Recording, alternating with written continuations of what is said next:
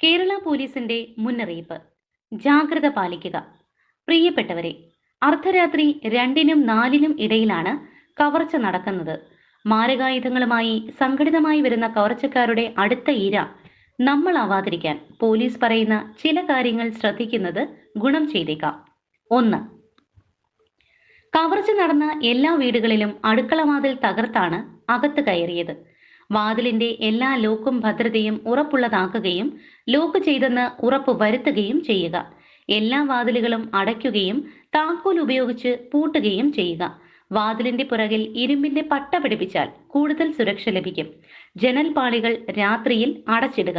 അപരിചിതർ ബെല്ലടിച്ചാൽ വാതിൽ തുറക്കാതെ തന്നെ ജനൽ വഴി കാര്യമന്വേഷിക്കുക. 2. വീടിന് പുറത്തും അടുക്കള ഭാഗത്തും മറ്റു 2 ഭാഗങ്ങളിലും രാത്രി ലൈറ്റ് ഓഫാക്കാതിരിക്കുക. 3.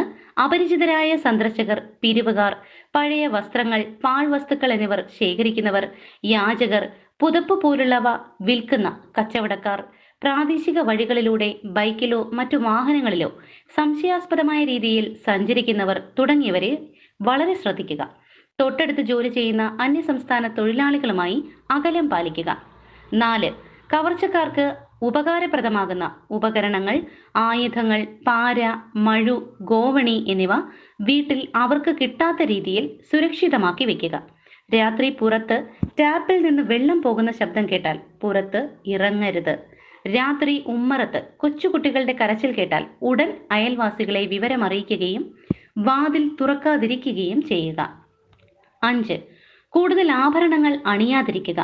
പണം, ആഭരണം തുടങ്ങിയവ അലമാര, മേശ പോലുള്ളവയിൽ സൂക്ഷിക്കാതിരിക്കുക. കൂടുതൽ വിലപിടിപ്പുള്ളവ ബാങ്ക് ലോക്കറിൽ തന്നെ സൂക്ഷിക്കുക.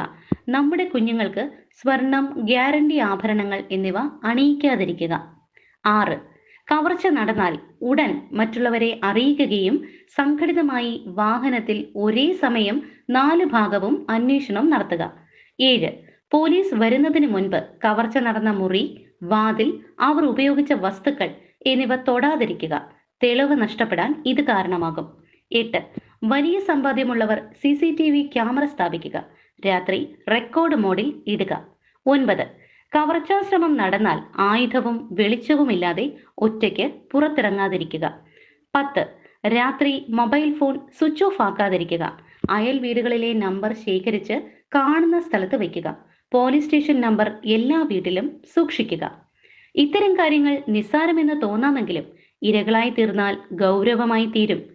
ഇന്നത്തെ ഇര നാം ആവാതിരിക്കാൻ പ്രത്യേകം ശ്രദ്ധിക്കുകയും ഈ വിവരം വേഗം മറ്റുള്ളവരിലേക്ക് ഷെയർ ചെയ്യുകയും ചെയ്യുക. നിങ്ങളുടെ നാട്ടിലെ ടൗണിലോ മറ്റോ പുതുതായി അപരിചിതരോ അന്യ സംസ്ഥാനക്കാരോ വാടകയ്ക്ക് താമസിക്കുന്നുണ്ടെങ്കിൽ അവരെക്കുറിച്ചുള്ള വിവരം അടുത്തുള്ള പോലീസ് സ്റ്റേഷനിൽ അറിയിക്കുക. റോഡ് വക്കിൽ ആൾതാമസമില്ലാത്ത വീടുകൾ, ആർക്കും ഒളിഞ്ഞിരിക്കാൻ പറ്റാത്ത വിധം കതക് സ്ഥാപിക്കുക. പകൽ പുറത്തിറങ്ങാതെ റൂമിൽ കഴിയുന്നവരെയും ആർഭാട ജീവിതം നയിക്കുന്നവരെയും നിരീക്ഷിക്കുക.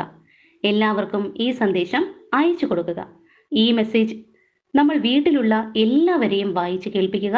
ഒരു ഭവനത്തിലെ എല്ലാവരും ഇത് സംബന്ധിച്ച് അവബോധമുള്ളവർ ആവുകയും ചെയ്യുക. നന്ദി.